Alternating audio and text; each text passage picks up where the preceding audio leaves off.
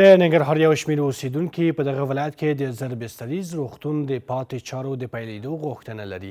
دوی وایي چې اوسنی حوزوي روغتون د ختیځ زون د 4 ولایتونو د ناروغانو د درملنې ظرفیت نه لري. د ننګرهار سیمه ییز مسؤلین بیا وایي چې د روان کال په لړ کې به د زربستریز روغتون پاتې چارې بشپړې کړي. دا په ننګرهار کې د زربستریز روغتون هغه ودانۍ ده چې کارونه یې د تیر جمهوري حکومت پر مهال د څه باندې 1 میلیارډ افغانیو په لګښت پیل شول، خو د سیاسي بدلون له امله یې چارې نیمګړې پاتې شوې دي.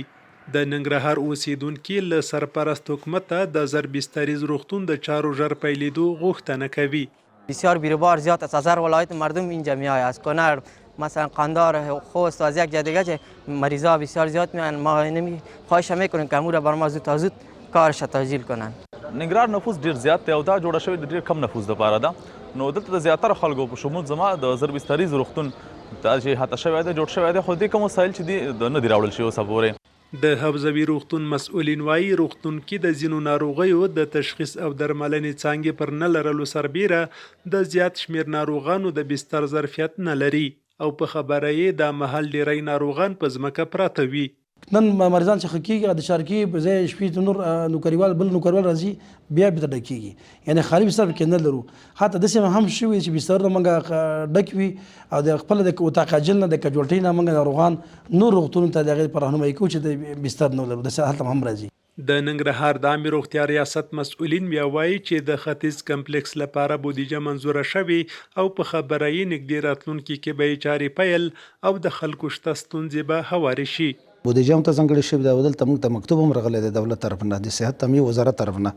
نو انشاءالله موږ امید لرو چې زر ته زره په دې کمپلیکس به کار شروع شي.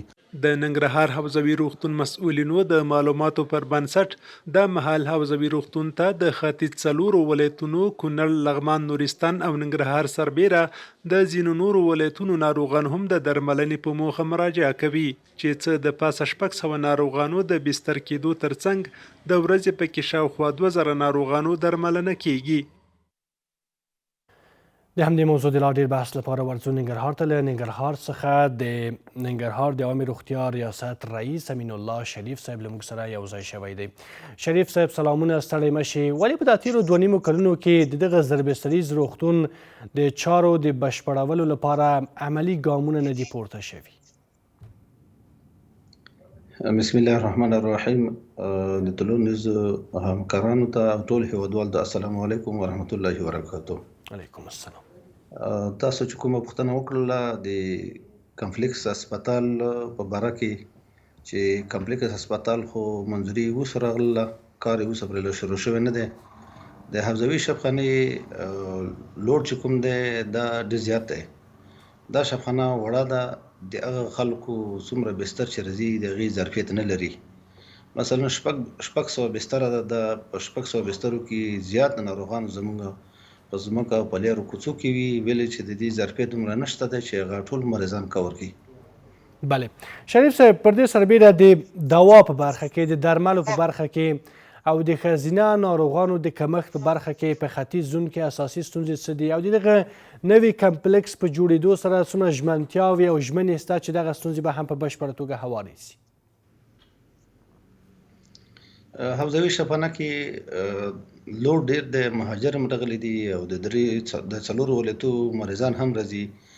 دوا شته خو هغه کافي اندازه دوا نشته چې ټوټله موږ ټوله نسخې ټوله دوا موږ د شفاخانې نه ورکوو.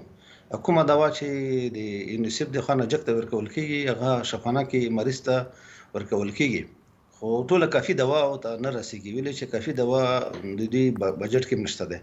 څه دوا خامخا د بازار نه لګېږي، د بازار نه تخصیل کېږي.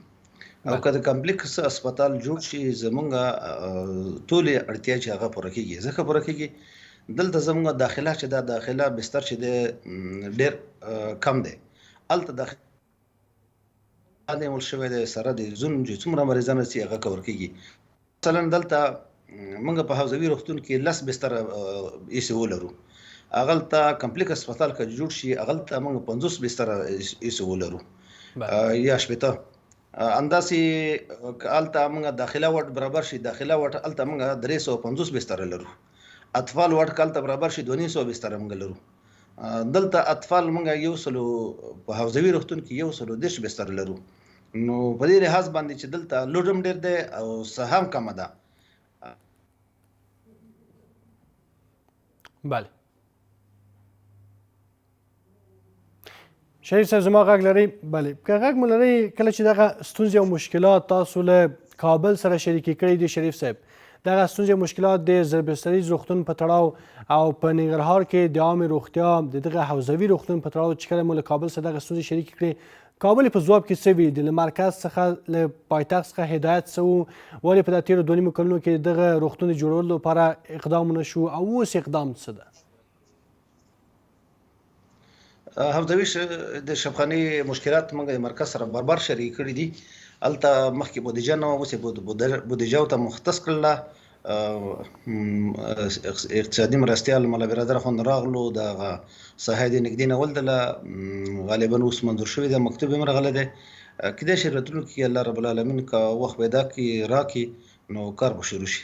بله او شریف صاحب که چیرې دا ځنډېږي او همدا رقم د کارونه شاته غورځي، څومره په حوزوي روغتون باندې کاري بوج زیاتیږي، څومره فشار عاطل زیاتیږي، ناروغانو ته په بشپړه توګه رسیدګي نه کیږي او ستونزې په روغتیایي برخه کې په دغه زون کې مخ په زیاتېدو دي؟ نو دا خو بهتره تاسو ته معلومه ده که چې دا کمپلیکس جوړ نشي او دا د زون مریضان هم زموږ په ولایت باندې بوج دی او د مهاجرو بوج هم 80% مهاجر په ننګرهار باندې پاتې شوي دي. نو دا وړه شفخانه ده، دا وړه شفخانه د دې بوج نه لري چې د دونه مریضان کور کې او دونه مریضان نه بستر لرو نه ځای لرو. موږ د ورځې دلته 10 مړي چې هغه زخمیان او خلک ټکر دی وجه نه د دې شفخانې ته راوړل کېږي، لکه زیات په دې ولسوالیو ټکر مریضان هم ته راوړل کېږي. هغه مریضان چې د دې په دې ولایتو کې سخت مریضان کومه حالت ته راشي دوی نشي کور کولی، هغه موږ لرلېږي. نو تاسو له بهتره معلومه ده چې اوس بستر نه وي او ډاکټر تعداد هم کم وي، د نرسانو تعداد هم کم وي، نو خامخا نو مشکلاتو سره مخ کېږو.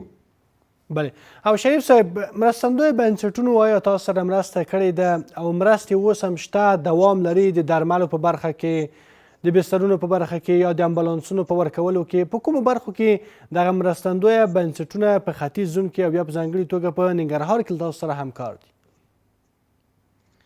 ننګرهار کې د صحت په موضوع کې امبولانسونه هم راکړي دي او دوا هم څه اندازه شته دی. ما خو مخکې تاسو له خبره وکړله چې د دوا دومره دوا نشته چې ټوله د ولس ټول اړتیا پوره کړي. نو دوی اوس تعداد دوا راوړي چې هغه دوی په خپل هغه قرارداد کې موجوده وي. اوس د یونیسف چې کومه دوا جګ ته ورکوي د 140 کلمه دوا ده او په دې کې ټوله دوا نشته ده چې ټوله دوا د خلکو اړتیا پوره شي. مثلا رواني دوا شو ولا نورې داسې دواګانې شولې چې هغه ضرورت هغه په دې بجټ کې نشته، نو هغه د خامخا د خلکو ضرورت پېښېږي. او د خلکو اقتصادي وضع خو تاسو ته معلومه ده چې نن وخت کې د خلکو اقتصادي وضع دومره نه ده برابره چې دوی د خپل مریض علاج وکړي. بله او شریف صاحب د وروستۍ پوښتنې په توګه د دغه روغتون په جوړېدو سره به څومره په ختیځ زون کې او بیا په ځانګړې توګه په ننګرهار کې د ناروغانو ستونزې په دایمي توګه یا په اساسي توګه حل شي؟ که دا کمپلیکس جوړ شي زمونږ د ټولې اړتیا پوره کېږي انشاءالله، ولې چې په دې کې بستر هم ډېر دی، ساحه هم پراخه ساحه ده او دلته د مریضان هم ښه کور کېږي او هغه نوي وسایل به مو ته پیدا شي. نو دغه اوس فی الحال دپاره مونږ په حوزوي روغتون کې یو سټي سکین لرو چې هغه غالبا 4 GB دی او د دې زون دپاره په نور ولایتو کې 8 GB دغه هغه وي څه سټي سکین. نو دا داسې کمزوری سټي سکین دی، اکثره وخت خرابه وي، په میاشتو خرابه وي. نو دلته د وسایل چې دي مونږ وسایل هم ډېر کمزوري دي. که د وسایل مونږ برابر شي او کمپلیکس جوړ شي دې ته وسایل برابر شي، مونږ به بیا دې له محتاج نه وو چې مریض بل ولایت ته لیږو یا بل ملک ته لیږو او موږ بیا هر قسم د مریض چې راشي موږ دلته مریض کور کولی شو. موږ اوس فلحال د ځای مشکل سره یو او بل موږ دلته د ډاکټرانو کمبوخته چې د ډاکټرانو چې کله بستر زیات شي نو خامخا د بستر سره ډاکټرانو سره زیاتېږي. نو دلته موږ څه مشکلات لرو. که دا مشکلات کمپلیکس جوړ شي، دا مشکلات د کمپلیکس سره زموږ مشکلات د ولس د ننګرهار د ولایت او د نورو نږدې نورو ولایتونو مشکلاتو سره یو څه اندازه حل کېږي. ډیره زیاته مننه. کور د ودان د ننګرهار د عامې روغتیا رئیس امین الله شریف. ډیره زیاته مننه شریف صاحب، په خیر و سلامت اوسئ. ښه ورځ ولرئ.